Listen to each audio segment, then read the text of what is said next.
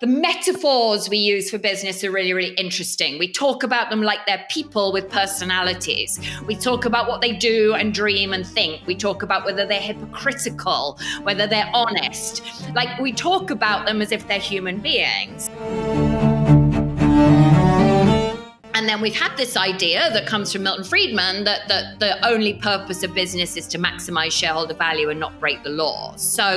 But with this comes this notion that, yes, a business is a self-interested, profit-maximizing black box. And then we have conversations about, well, should a business consider environmental and social issues as if that's a choice? And my point really is that a business is not in real life a human being. It doesn't have a single brain making a decision. It's a collection of people, groups within the company that are lobbying or trying to influence politics in a way that is in the opposite direction of what they claim to care about. Are you human?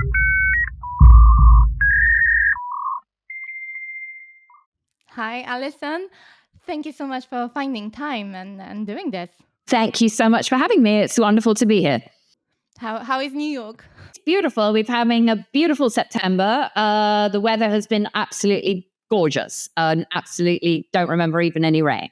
I did a little bit of spying on your work, obviously. And on your LinkedIn profile, you describe yourself as having lots of hats, even more opinions. And you are, of course, not afraid to call out the problems in ESG, and which you currently focus on.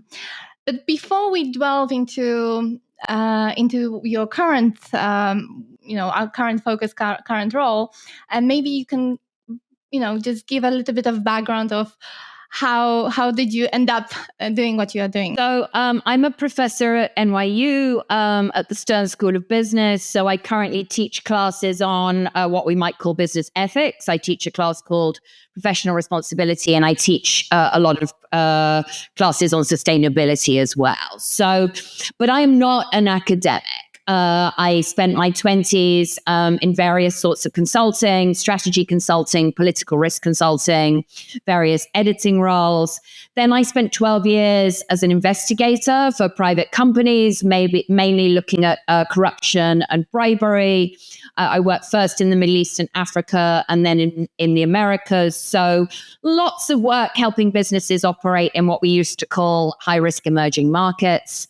And then in 2015, I moved into sustainability. So I was a lot of my work is based on what I learned from that transition and how we have such different and confused ideas of what it takes to be an ethical business.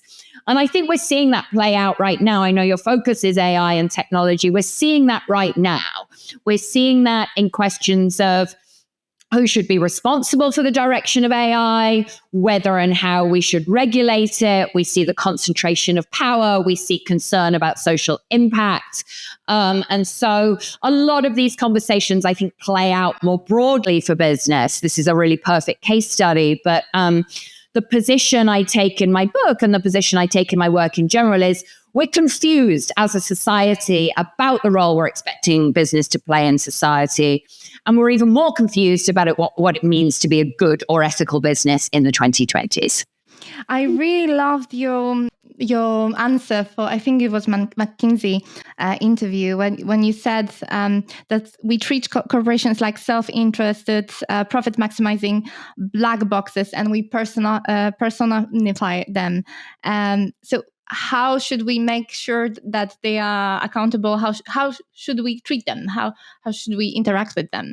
Yeah, so that's a really, I'm glad you picked up on that. I mean, I think the metaphors we use for business are really, really interesting. We talk about them like they're people with personalities. Yeah. We talk about what they do and dream and think. We talk about whether they're hypocritical, whether they're honest. Mm-hmm. Like, we talk about them as if they're human beings.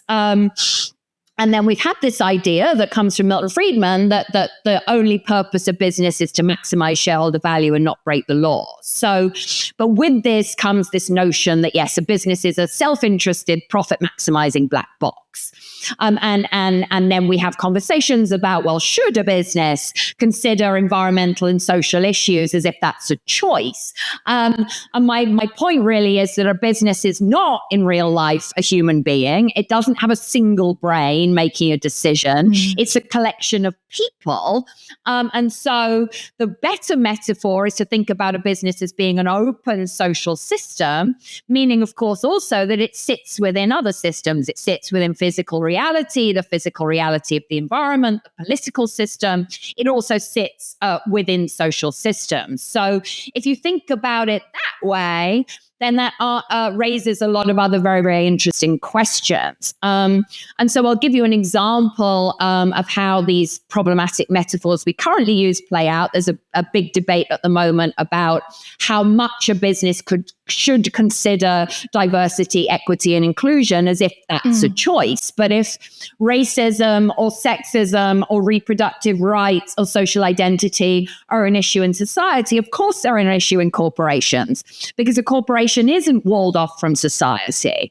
And so I think it's very interesting how the debate and conversation tends to be framed. And I think we need to rethink our metaphors and rethink our ideas if we're going to actually get to the point of the debate. Yeah, and especially with the upcoming elections, do you see any shift in the political view on what the role of organization is? I mean, in the US, there's rather a depressing conversation going on about whether there's an ESG or a rollback on diversity, which seems mainly about, if there's a Trump presidency, is there going to be legal retaliation? And I don't think that really hits the point. I think the conversation I would like to see happening is more about corporate political responsibility. A really big trend in the US is that over the last decade, we've seen companies speaking up and trying to do things and saying they care about issues like climate change and diversity. Very often, they have government relations teams or senior leadership or groups within the company that are lobbying or trying to influence politics in a way that is in the opposite direction of what they claim to care about. So that's another good example of how if we think about corporations more systemically, we might start to see and surface some of these tensions. So the conversation I would like to be having more is about legalized corruption and what role a business should and shouldn't play in the political system. And we're rather having a more simplistic conversation about what the future is of these various responsible business initiatives, depending on who's in power. There's lots of greenwashing, and even in the way, like when I see how, for example, large big tech organizations sell the idea of how AI, for example, is going to be doing good things, but at the same time they are selling, some solutions to drilling companies, to oil and gas companies, and trying to maximize their profit, trying to do effectively more bad things, to put it simply. So do you think legal enforcement is the biggest influence or the biggest tool we could have on making sure that those organizations behave? I mean, it would be nice to think that, but I think, one of the things I would say is that the reason we have ESG and sustainability in the first place is because of the limits of legal compliance. If you look at the whole history of sustainability and ESG, it came about because of globalization. It came about because companies were moving abroad to try and access raw materials and cheap labor, and also evade stricter laws in countries like the US and Europe and move into emerging markets. So if law and legal regulation was working well, I don't think we'd be having the conversations we are having. It is very, very tempting to say the solution to a lot of our problems is regulation, but the focus of this conversation is AI. We can see that the social impacts of these tools are vastly ahead of the capacity of government to regulate. We can see that in many cases, big tech companies have hired the best expertise. So there's a gap in expertise in the government. We've seen a lack of political will. We see straight up greed. People are just trying to make money from these tools and don't want them regulated. And so I think we're being a bit naive if we think that regulation is going to be the only or even the main solution to our challenges. I think we need to consider wider social impact and wider norms and have more of a conversation about what responsible business looks like. And how can we make sure, like as individuals, how can we have our voices heard if we, for example, see some damages to I don't know, our closest community happening? Well, I mean, I think this is the real challenge. And I think one of the challenges we have in the 2020s is that we all feel a lack of individual agency. We very often feel that the government is not listening to us. Big business is not listening to us. We can vote with our feet, for example, and stop using these tools. But that doesn't seem a very good idea either. So I think there are a few options for an individual. You can go and try and be part of the solution. You can go and try and work for one of these companies and influence it from the inside.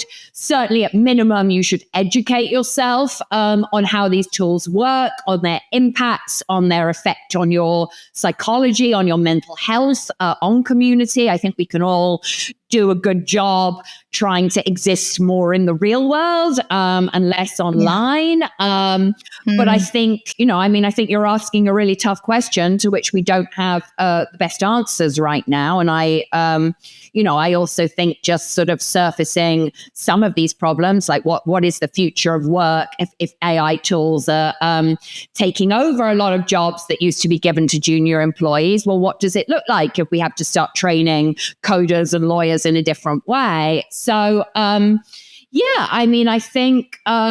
think there is a real challenge here, and I don't feel that optimistic about the way that we're going at the moment. But in a way, it's been constant, like the job transformation, right? Like some roles haven't, which we now consider as something normal, haven't existed like 10, 15 years ago. So, we can it feels exponential, but I think we still have it's not like we will wake up and overnight, we will be without jobs. It's we have time to understand where is it going. Okay, some things we can't know for sure, but because there's so much happening, but we can still feel which type of skills will be here for at least a few decades. I mean, I have a very strong perspective that what will survive from a human perspective is empathy, is perspective, is, emotional capacity, communication, negotiation. And so, I think maybe some of the jobs that humans will do in future are more about care and empathy and mental health support and being a good leader. I don't think AI is going to replace those skills. And so what I say to young people is, really focus on building those skills, building your skills as a manager, building your skills as a leader, understanding other people's perspectives, working with people with different values and beliefs than you. I think those are some of the key competencies we need for the future. And why did you take your role at NYU? Do you feel like there is the most you can do, or like the biggest change you can do is to educate young people, like future leaders? I spent 25 years in consulting. I lived on airplanes. I traveled a lot. I maybe traveled 2 weeks a month for 15 or 20 years. So it was partly that. It was partly wanting to live in a different way, having time to write a book, having time to think a little bit more. But then, to your question, I think the other really appealing thing was this seemed a good way for me to have impact beyond myself. I have the privilege of working with people that are going to be running some of our biggest businesses in future, some of our biggest institutions on Wall Street. If I can influence them to think differently, then that seems a way to have more impact than I can have on my own. And I enjoy it greatly. I find I learn more from my students, I think, than they learn from me.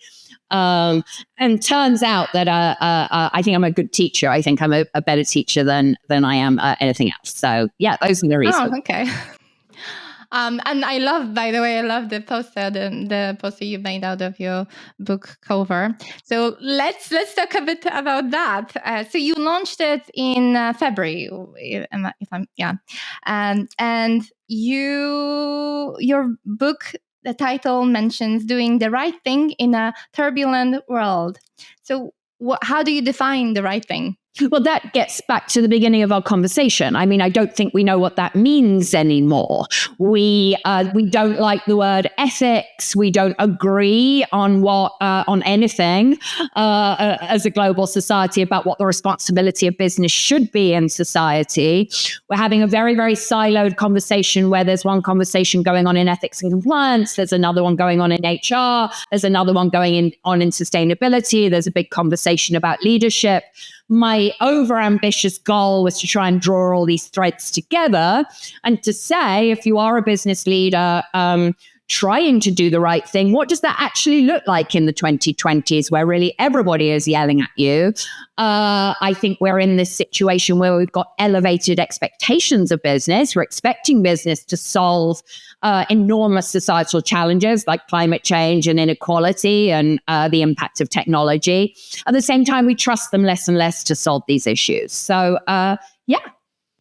What does it take to build like a healthy organizational structure and culture? Well, I mean, that is the topic of the book, and I describe it in quite a lot of detail, but there are a few things we can say. I argue that companies are best placed thinking about their impact on human beings, centering the dignity and respect of human beings rather than legal procedures or ESG commitments.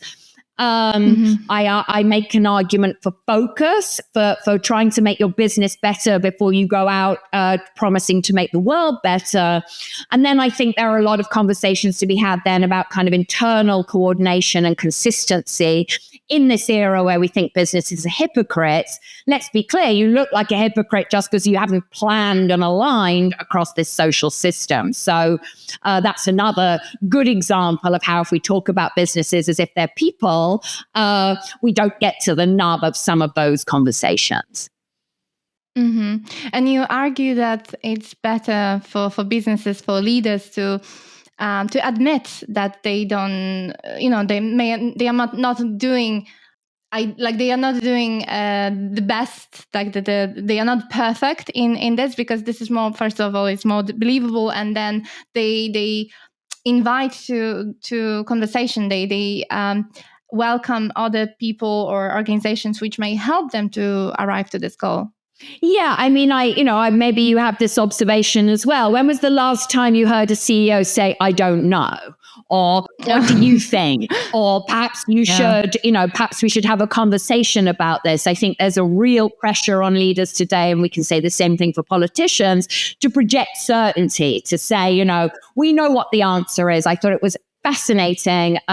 During COVID, you had all these CEOs saying, well, people will come back to the office 5 days a week, or we're going to move remotely, as if they knew the answer when we were in a completely unprecedented situation. And from my perspective, a better thing to say would be, we're going to experiment for a year. We're going to try different things. We're going to get employee feedback. We're going to see what the impact is on our culture and on our performance before we figure out how we're actually going to structure our physical presence in the office. And it was just amazing to me how all these leaders seem to believe that they have the answer, even though we'd never been in that situation before. That's unrealistic. And I think at this point, running an organization is more about influencing a diffuse system and bringing people along with you. It's not about barking orders from the top anymore. Yeah, and it's for some reason, not unexplained reason, some of those experiments proved things, like that for some type of jobs, some type of industries, remote or at least hybrid work seems to be better for at least for mental health and some similar areas. And then it seems like lots of organizations, unfortunately, not organizations, leaders at those organizations, and don't trust their employees, and they go back to the old ways of working. Yeah, I mean, absolutely. I think there is an issue with trust. One of the more underreported stories, I think, of the pandemic has been how much of a rise there has been in employee surveillance. So tools tracking your keystrokes, tracking the content of your emails, seeing if you're depressed, seeing if you're about to commit fraud. And all of this comes from managers not trusting us to do our job when we are remote or not right in front of their faces where you can see them. And as a manager, you can understand that if someone is in the office with you, you can see if they look anxious. You can grab them for 5 minutes by the water cooler without having to organize a formal call. So certainly management in a remote environment does become harder. And I think that, the evidence on how remote work affects culture is still really mixed. Can be good for inclusion, good for people with family responsibilities. Obviously, it cuts commute time. I think it can also perpetuate the same in-groups and out-groups that we see in general. I'm hearing a lot from young people who are isolated, who need to be in the office, who need to learn from senior leaders, who aren't getting that opportunity. I had a student in my class who did an internship, which was remote, and no one turned on their camera all summer. And he, never actually met a human being or got any concrete experience. So again, I think it's a mixed picture. It's neither wholly good or wholly bad. And what a leader really needs to do is to try and figure out a path through this and what's going to be best for his or her workforce, rather than saying, here's the way it's going to be. Yeah. I heard lots of stories, similar stories. Like my friend works, like they have an office, and it seems to be hybrid, but she goes to the office to sit in front of her computer while other colleagues are also on the same meeting. Exactly. In front of their computer. Like they don't communicate. I don't know. We're all sitting in offices with the Zoom feedback from other people's calls, or we're in offices that are half empty all week because no one's coming in on the same days. And so, there are all these, I think, unintended consequences. And I spend a lot of time, obviously, with young people. And I think that if you're under about 27 at this point, you don't remember office culture before the pandemic. So I don't know that we're doing the best for young graduating students who already have had a hard time with social media and COVID, and maybe need a bit more kind of coaching and socialization. At the same time, I'm sitting at home right now. I don't want to go into the office any more than I possibly have to. So I get the tensions. Yeah, true. So true. So how do you feel like the students you are teaching, and what are their concerns of, when they are entering the workforce, they're going to enter a workforce, what are they most afraid of if they want to feel like they are making an impact and they are doing the right thing? They feel very passionately about impact and meaning in their profession. So again, I'll hear this kind of, I did an internship last summer, and then I discovered the firm was working for oil and gas, and now I'm really depressed and I don't want to work there anymore, and that kind of thing. Again, I don't know that we've done young people any favors by acting as if jobs always have meaning and impact, and you can design everything as you want. I mean, the way I would put this is, we've raised young people.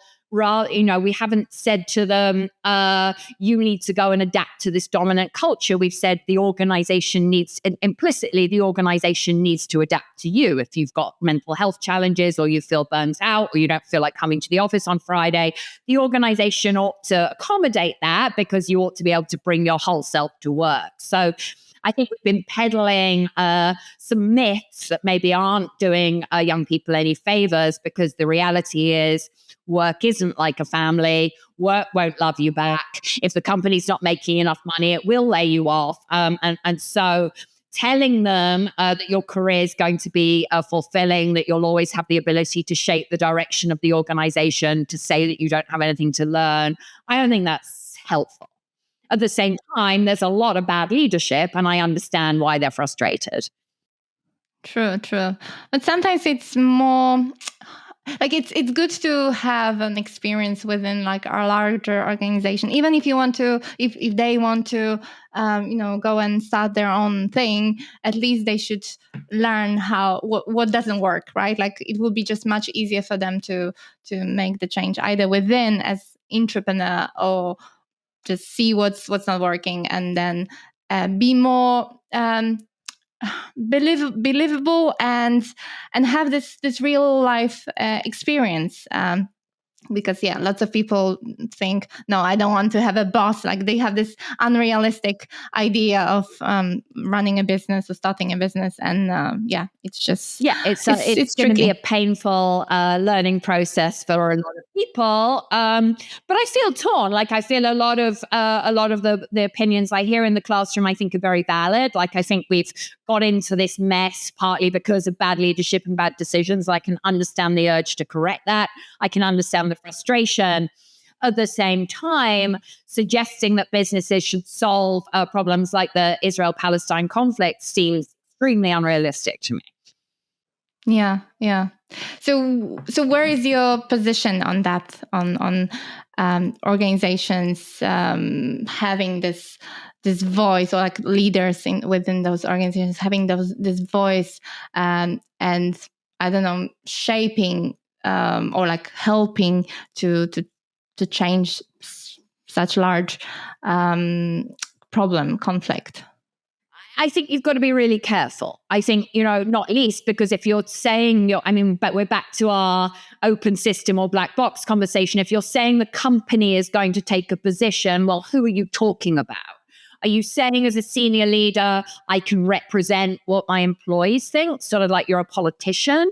Are you speaking for the senior leadership team? Are you speaking for the shareholders? Are you speaking for the board of directors? How do you know what your employees think? So there's a whole set of questions around there about who you are speaking for.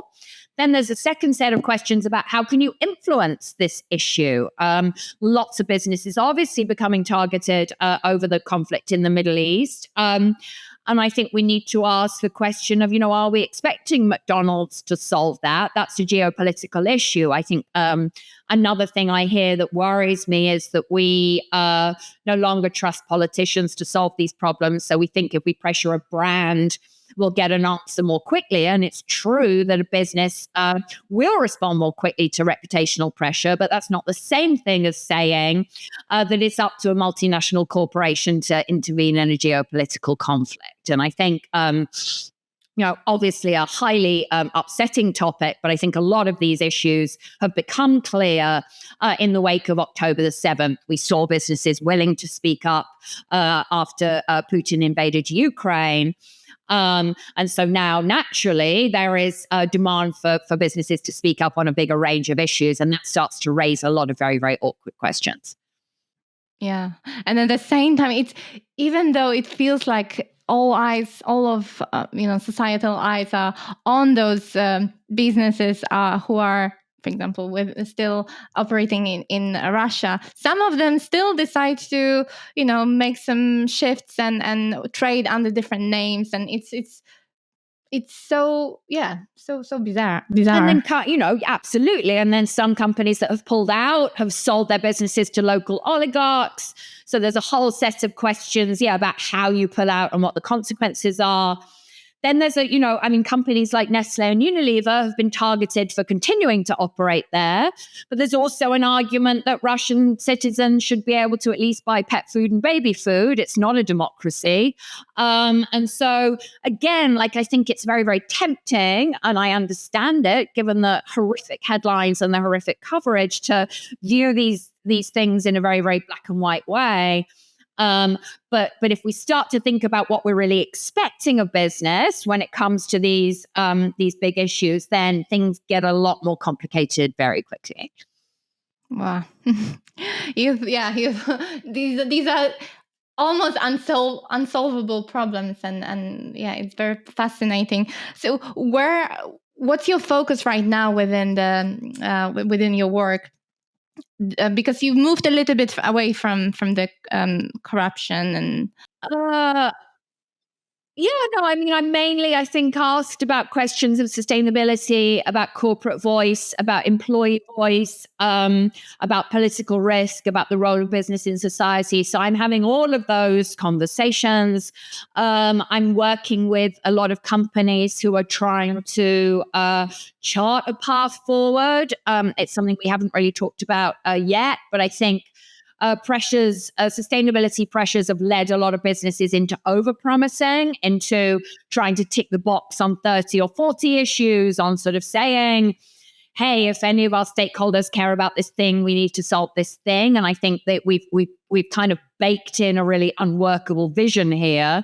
And there is a need to be more focused, to be more restrained, to be more realistic, in a very polarized era where there's one group of people saying this is all nonsense and you need to forget it all. And then there's another group of people saying nothing you ever do will be good enough. And so I think today's leaders feel like everybody is yelling at them. And it's become really, really difficult to try and dig out of the hole that we've dug ourselves into. Mm-hmm. And you mentioned, was it about the Unilever, right? And the way they focus on only few sustainability goals rather than the whole spectrum. I mean, Unilever is a perfect case study. Unilever has been viewed for a long time as a sustainability poster child. In my opinion, it overpromised and overcommitted on far too many issues. More recently, there's been a new CEO. It's dialed back on a lot of its goals. It said it's going to focus on 4 issues rather than the 30 or 40 it was focusing on before. I think that is, and it's admitted to, failures on topics like plastic, which is where I would argue a company like Unilever should really be laser focused. So it's tried to be more restrained. It's tried to be more limited in what it's promising. It's had enormous amounts of negative publicity as a result. And I don't think, I understand some of the concerns. I personally don't think that's fair. Mm-hmm. And do you have any good example of a company that you feel is generally trying to do the right thing, and someone who, like some company which you use as a example in your studies, for example? I really am reluctant to name good companies, because at the minute you do that, there will be people on social media saying, well, what about this? What about that? What about the other thing? I also query that the whole project is about naming good and bad companies. That all said, the example I use in my book is Chobani. That's an American yogurt company. It is not an enormous business, really focuses on the US agricultural system, including undocumented workers, has managed to hire refugees into Republican parts of the country without suffering a big social media backlash, gives employees an ownership stake. It's a private company, so life is a little easier, but it's a good example, I think, of a focused, meaningful strategy that doesn't involve overpromising on too many issues. Yeah, I think I heard of them. The founder is Indian or Turkish. Turkish. Yes. It's I saw it. It looked really, really good. Although I don't think we have it in UK. I don't think you do, but it's very good yogurt. Yeah, next time I'm in US, I'll try. Okay, so how do you envision what the ESG, like how will it, you think, evolve, and what do you think? What's the biggest misconception right now about it? I mean, there are so many misconceptions. It would take hours to talk about it. I think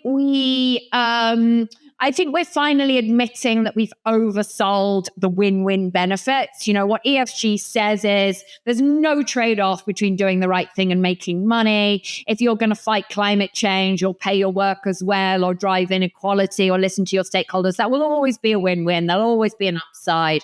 I think we're realizing that's really naive and not, in fact, the case. So the question is, there are many environmental, social issues that a company could pay attention to. Which are the ones that might drive innovation? Which are the ones that are about risk management? Which are the ones that are about impact or externalities that need ethical guardrails? So how can we be a bit more nuanced about the challenges that ESG represents and stop treating this as this kind of generic bucket of stuff.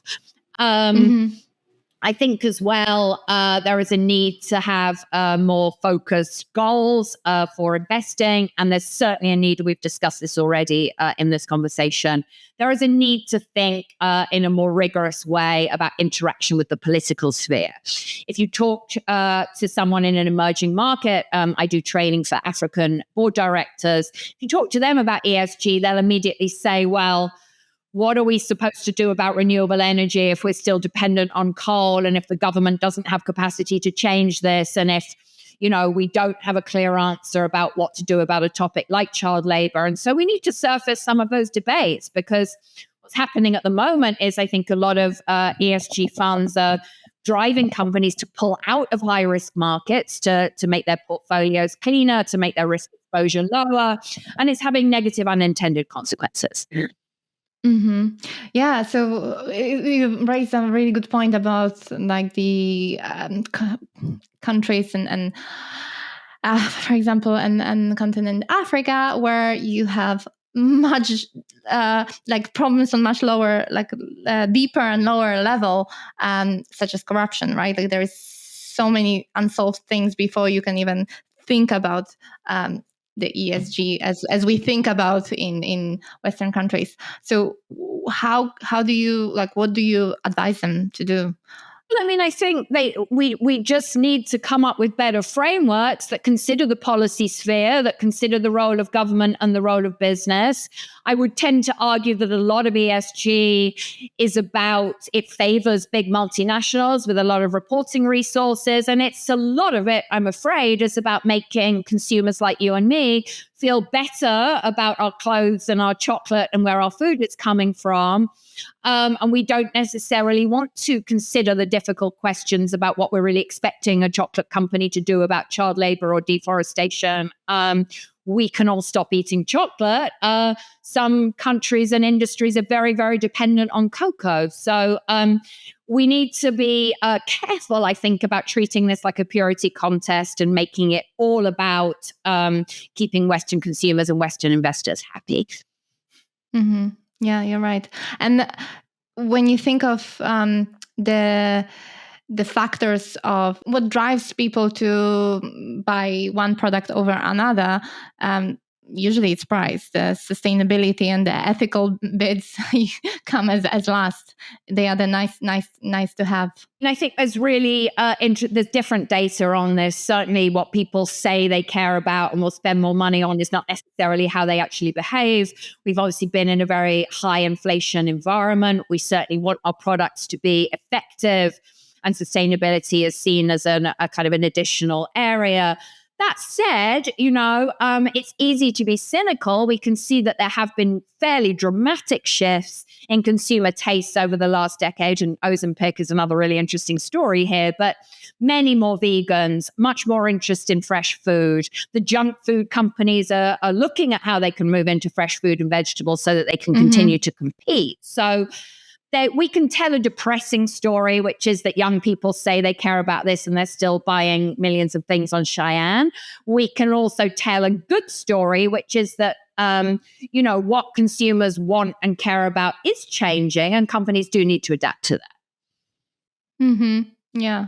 Don't you feel like fear drives more action? No, I think it can often drive people to feel resigned and like it's all hopeless, and why would they even bother? So I think it's important, it's not necessarily fair to dump blame and responsibility on the consumer. For example, thinking about fossil fuels, for example, a lot of us are eating junk food because it's easy and there's not a lot of other stuff available in some places. So it's unfair to dump responsibility on the consumer, but I think you also need to understand that you are empowered, your choices matter, and that these wider shifts are taking place. Yeah. Tough stuff to do. Okay, so yes, and you also described your sustainability consulting as an Alice through the looking glass moment. So what differences have you observed between the ethics? I know you meant, like we talked about a little bit about that, but you've been working on so many different industries and so many different countries. Maybe there are some very big differences between ethics and compliance world and the sustainability world. You mentioned they don't talk to each other. Yeah. So I spent 12 years, as I said already, working with ethics and compliance teams, with general counsels, with law firms and with bankers on big transactions and big deals. There was a lot of legal risk. There was concern about, crises, concerns about political risk. This was a very, very sort of high stakes role. What you discover when you work in investigations is that facts only matter to a certain degree, and how the company treats what you find out, what it does with those that information is really, really important. So I became a little depressed with these reports being kind of treated as paperwork to cover the company's ass, while the company would go and do everything that it was supposed to do anyway. And so in 2015, I decided to move into sustainability. I thought there would be a different idea and vision for how business could be more ethical. I wanted to think about topics like climate change and human rights. I was just shocked to find different jargon, different reporting lines, different ideas of what business responsibility took. I also discovered that very often sustainability people, they accompany the CEO. They seem to have more senior influence in ethics and compliance in some ways, but they're often treated as stealth PR, as messaging, as coming up with these glossy brochures, saying all the right things. It very often was true that these kind of commitments companies were making, there hadn't been a lot of thought or even any thought about how to embed those commitments into strategy, into decision-making, into capital allocation. So I looked at ideas of being a good or ethical business from a few angles, and identified a lot of gaps and disconnects. And that's really what my book is about. Do you think it changed since you left? I think everything I said, in fact, has become more true, if anything. I mean, that's not a great thing to say, but I think a lot of the trends I saw when I wrote the book have really come to fruition since I wrote the book. I still think we need to get these issues on the table. If anything, the kind of binary split between whether you're pro or anti-sustainability certainly has got worse in the US. I think in a European context, there is not the same debate, but I'm seeing the reactions to all the EU regulation, whether that's undermining competitiveness. I'm seeing a lot of businesses. We've just seen the CEO of Total complaining about this. I think there are a lot of debates to be had about the best way to drive change. We've obviously got very different visions coming out of the US versus the EU versus Asia. So that's really challenging for businesses in itself. Yeah, and each of those want to be the first, the leading body in setting standards, let's say. But rather than cooperating, but probably it's not possible.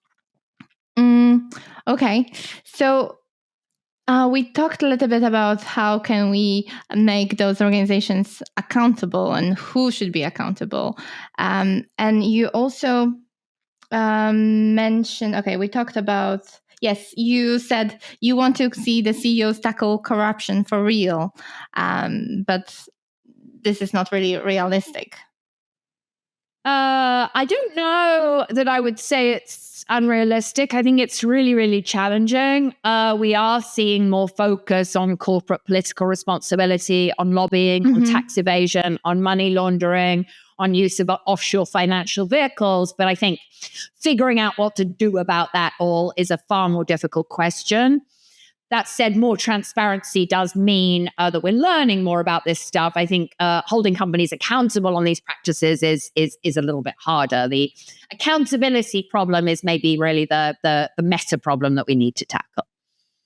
And what do you think are the biggest obstacles preventing companies from integrating the ethical considerations? Is it mainly the shareholder interest, or it's just, if they are free to evade some things, they will? Certainly financial pressure, shareholder interest, short-term financial performance certainly weighs against being more ethical. I think also we don't know what that means. I mean, we're in a very, very divided, polarized world. I might have a different idea of what an ethical business looks like than you have an idea. So we've got issues with a very divided world. We're not in this kind of Cold War era anymore. We've got very different visions of what it means to be ethical in different parts of the world. We've got then unrealistic expectations, I think, of the problems businesses can take on and tackle in a political vacuum. We've got a crisis of democracy, and then we've got all the misinformation and hate speech and misunderstanding of what's going on as well. So I don't think it's too difficult to explain why it's so difficult to do the right thing. I wrote a book saying that we don't even agree on what we're talking about, but many of my recommendations are also pretty difficult to implement. Yeah, and like you mentioned, there's so much misinformation, like the AI, exponential and emerging technologies don't make it easier. Although it's like a double-edged sword, right? Like you can use it for good. You can maybe provide more personalized tools for people to get informed. But it's a question of educating them how to find and how to filter the right information that make their own mind, but have the all sides of the equation. We need to teach judgment and critical thinking. We need to understand how these tools do and don't work. I think we need to train people to be able to work across cultures and work across norms and be better at listening, better at negotiating, better at being less judgmental and accusatory, basically. So again, I'm back to saying I think human skills are going to be the most important skills in the future of work. Yeah, it's the question, like how can we make people restart to talk with each other instead of like in real life, in feeling the emotions and having seeing that people from different culture have the same or similar goals and needs and wants, rather than what media is serving us. Exactly. I think we need to see each other's full complexity and humanity. So that is not being judgmental, maybe not reducing people to categories because you're Black or because you're a woman. You must automatically think this stuff. I think we've also done a bit too much sorting of people into social identity groups and judging them on that basis. So I think we need to somehow rediscover nuance. We seem in this world where people really can't handle nuance, can't handle complexity. It's all about finger pointing and judgment. I mean, I'm saying all this in the context of the run up to the American election, which is, I think it's just a nightmare for everybody in America. I don't think anyone wants the conversation that we're having, but it seems very, very difficult to get back to a position where we're not just accusing the other side of being evil and stupid. Yeah, that's how it looks from the outside, though. I guess you are living through it, and yeah, it's a nightmare. Okay, so what do you think about like how it will? How can we utilize AI or technology to for better corporate like ethics and social responsibility? You mentioned education. What else can we do to use those tools for good? I think there's a lot to be said about the ability to digest and process a lot of information. But what I'm frankly reading about a lot more is that companies, you mentioned earlier in the call, companies like Microsoft and Google, who have said how wonderful they are, particularly on environmental responsibility, are now rather more challenged because if they can prioritize growth and prioritize AI, then they will do so. I had a conversation with someone last week who works for a tech firm that's very known for its ESG and social responsibility efforts. And this person described how the CEO doesn't want to talk about sustainability anymore and just wants to talk about AI agents. So I'm more on the side that these tools are raising some really, really inconvenient issues about energy use in particular. But I certainly wouldn't say that AI can't provide a way forward here. But that's my priority at the moment, both the impact of these tools on our mental health and on the workforce, but also on the environment. Mm-hmm, mm-hmm. And who do you think should regulate organizations, like companies, building those tools? I think it's a very interesting question because there are real questions about the ability, capacity, and frankly, bias of governments if we're going to do this. We can think about how politicized these topics are and whether governments are going to act in their own interests and try and control the population. At the same time, most of us, I think, feel highly uncomfortable with the idea that the companies should regulate themselves. So what we really need is some kind of third mechanism where corporations are more responsive to stakeholders, responsive to their social impact, responsive to civil society. Unpopular example, but Facebook has at least created this independent body to adjudicate on content moderation decisions. I think we need to see more mechanisms like that. But what we really need to do as a precursor to any of this is to, as a society, become more concrete and more focused on what these impacts are, and stop looking at all this as another way to make a quick buck from stocks. Mm-hmm. Yeah. Those interesting point where those large organizations advocate for regulation, but which eventually limits those smaller players from entering because they can't afford. Yeah, watching how big tech is responding to antitrust pressure in the US is depressing. Yeah, they're really saying, we want competition rules to be in our favor so no one else can come and enter these markets. And there's also, I think, a lot of calling for regulation. And what these leaders are really saying is we don't think the government's going to be able to put in place regulation. So a drive to regulation that's going to cut off competition. And then I think really a sort of mouthing off about this stuff without really believing the government's going to do anything about it. And then we've got real issues with treating this in a bipartisan manner. A lot of Silicon Valley CEOs have come out very heavily for Trump recently, partly, I think, so they can benefit from big tax cuts. So, it's not helpful, I think, that we've become so polarized around these topics as well. Mm-hmm. So what's the cure for that? I don't have a cure, I'm afraid, or I'd be probably not talking to you.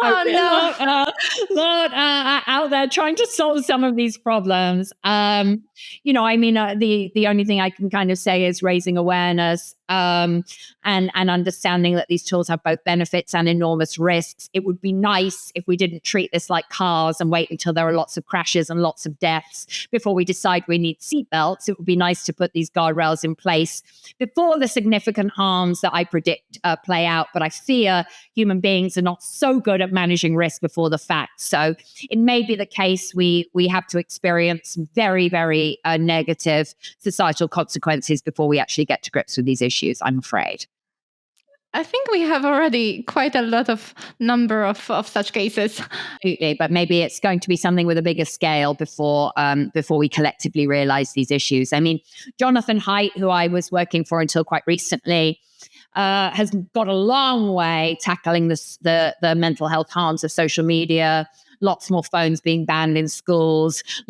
Yes, Greece banned it recently as well. Right, driven by parents. So that's an example of how change can happen if we can get behind it. And I think one of his achievements is to get bipartisan, bipartisan action across ideologies on this particular topic of social media in schools and phones in schools. So we just need strong voices, persistence, perseverance, and and just constant education. Because people, like you said, they don't like to think long term. They like to have an how do you say it, like have a cake, eat the cake instead of having it. That's right. And I think, a lot of these things that we've been talking about are just really big collective action problems. And so, those are inherently hard to tackle. That's why they're called collective action problems. But John has got a long way on getting phones out of schools. So if you can get the media and society and regulators all moving in one direction, that you actually can achieve quite a lot quite quickly. Amazing. So what do you think what do you see as a next big ethical challenge that businesses need to tackle on, in relation with emerging tech? I mean, I think it's everything we've been talking about already. I think this is going to be a real challenge for the next several years. All the surveys I'm seeing are showing that CEOs are obsessed with AI tools, obsessed with how AI can help their businesses.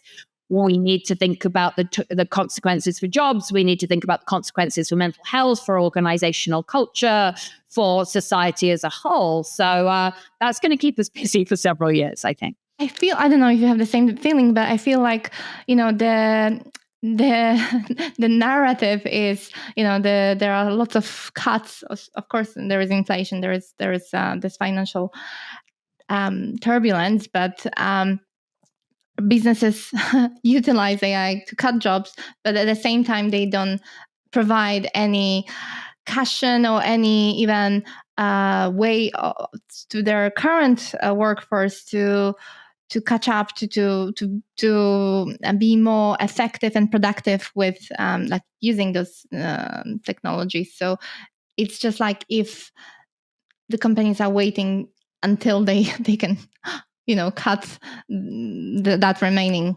workforce. Yeah, and I read a survey recently that a lot of workers aren't finding these tools that useful. So, there's even needs to be an effort to put these tools in a practical context, to make them useful. But again, to understand how they work, we're having a strange conversation about whether these tools can have consciousness and that kind of thing. They're just and also whether we can do things like address bias. So you'll be aware of the Google Gemini example, right, where they produced all these ahistorical images, and so we've got these difficult choices. We either let these tools replicate societal dynamics, and I'm sorry to inform you that human beings are racist, we are aggressive, we are violent, we are judgmental. So we can reflect society, and these tools will reflect those unpleasant dynamics of society, or we can try and correct. And then you get the kind of absurdity that you see where things are not historically accurate. So, those are an example of a very, very difficult choice. Yeah. Yes, like you say, it will take years to find the right balance between what's how to visualize, how to reflect how we are and how we maybe should behave, how should we think of ourselves, but also as ourselves within a society. Yeah. Okay, and last question. If you could implement one policy or practice across all businesses to improve corporate ethics in the age of AI or in the future, what would it be and why? Yeah, so I have skepticism about the limits of policy, but what I would do, it's described in my book with respect to two Dutch banks, ABN AMRO and Rabobank both do this. So what I would like companies to do, if they were going to do one thing, is reframe ethics as a collective decision-making process. Put together a committee, put young employees on it, and have a deliberate strategic discussion. What are we going to do about these new tools, these new investment opportunities? How can we reframe ethics as beyond the law and beyond ESG commitments, come to a decision as an organization about what we're going to do, about whatever emerging challenge it is to which there are no good answers, have a collective debate inside the company, involve young employees, don't just let senior leaders decide this and roll it down, and open up a space to have that conversation. That is what I would suggest as a starting point. It's not going to address all issues, but then at least you've got a forum and a mechanism for surfacing some of these questions. Mm-hmm. And making those employees make sure that they won't get any negative repercussions for speaking out, maybe their opinions. So there's something about being able to share your views with psychological safety. There's also something about being clear that it's not just we decide what's happening at the top and then we impose it on you, but we need to collectively have a conversation about what we're doing. I think there tends to be a very us versus them mechanism. And so young people are there going, well, the leaders are just stupid and they don't get it. And I think we need to take the heat out of some of those tensions. And one of the ways to do that would be to open up the conversation and provide a wider set of employees with a voice. Mm-hmm. Yes, because you see that within a younger generation, they feel like they don't have their voice heard. They're like their individual efforts are not seen. That's it. So I would try and do something about that, and I'm not saying it's easy. Mm-hmm. Okay, so fingers crossed, things are going to get better. Alison,